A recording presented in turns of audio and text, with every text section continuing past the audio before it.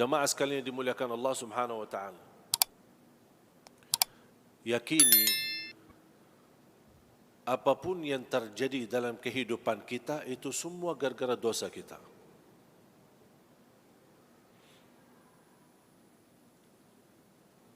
Yang aku herankan, kenapa ketika diuji kita selalu berkata, ya Allah, kenapa diuji? Habis ujian, masuk ujian lagi. Selesai ujian, ada masalah lagi. Stres enggak? Boleh saya bertanya, ada yang stres? Angkat tangan. Stres kan? Tak ada yang saya rasakan, orang bisa dibilang puas dalam kehidupan. Tak ada yang puas. Pasti ada hal-hal yang membuat kita stres. Cari nafkah, tidak puas. Cari kerjaan, belum puas. Beribadah, belum puas. Bermain-main, belum puas. Dapat penghasilan, belum puas.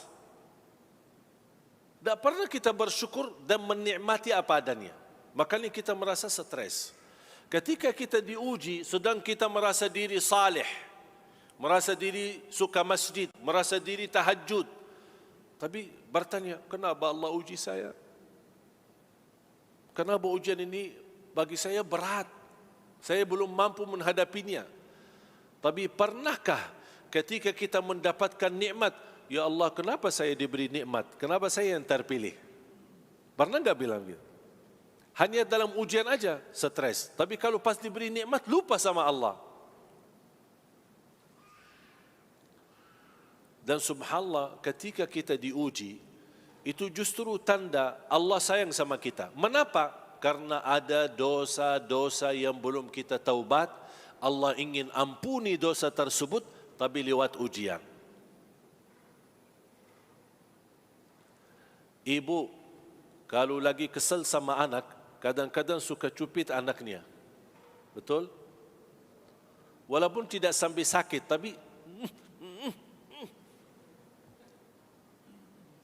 tapi kira-kira cupitan ibu kepada anak, apa ibu benci anaknya atau sayang? Pasti sayang kan? Sama Allah, kadang-kadang Allah suka cupit kita. Allah bukan menghukum kita. Dan ingat, kalau Allah menghukum kita karena dosa dan perbuatan kita, demi Allah tidak ada manusia yang bisa hidup di bumi. Tolong simpan. Surah 35 ayat 45. Surah 35 ayat 45. Sekiranya Allah berkenan menghukum manusia atas setiap kesalahannya, perbuatannya, niscaya tidak ada makhluk yang mampu hidup di bumi. Ketiduran salat subuh, tub karena hukum Allah.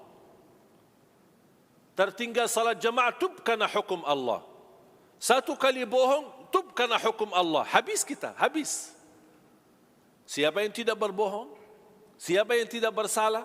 Siapa yang tidak berdosa? Tapi subhanallah, kita berdosa, Allah tutupi dosa kita. Dosa lagi, Allah masih tutupi kita. Dosa lagi, Allah masih berkenan tutup dosa kita. Coba kalau setiap dosa, bau badan kita. Dosa lagi, tambah lagi bau.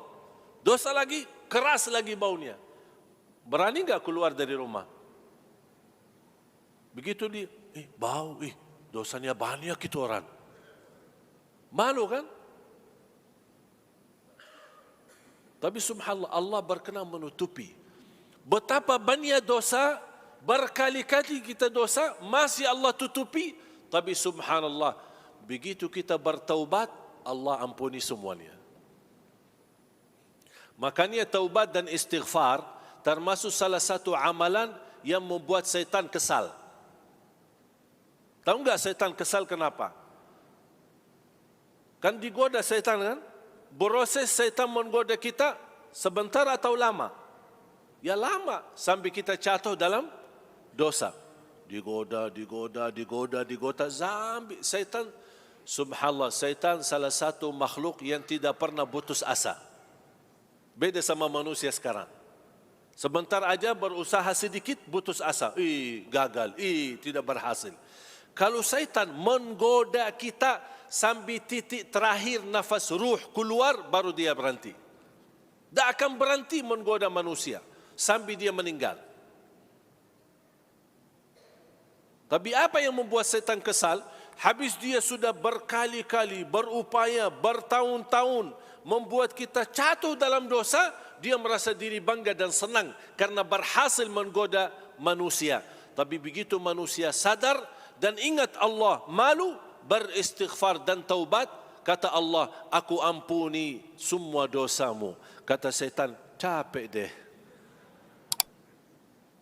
Makanya syaitan tak senang taubat dan istighfar.